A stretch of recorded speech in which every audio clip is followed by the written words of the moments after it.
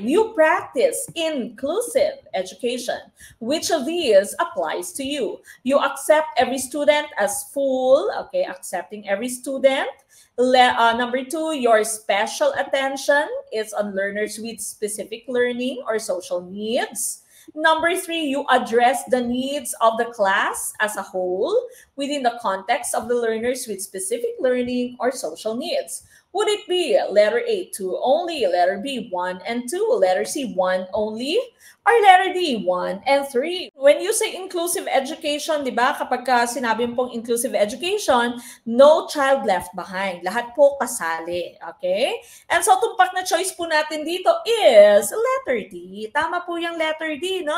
Bakit naligwak itong number 2? Kasi sabi na number 2, special attention ka. Hindi po pwede na sila lang, no? Yung meron kang special attention. Okay? So, you address them as a class, sabi na number 3 mo, pero isa sa alang-alang mo yung special needs nila, no? But not to the point that you give them special attention.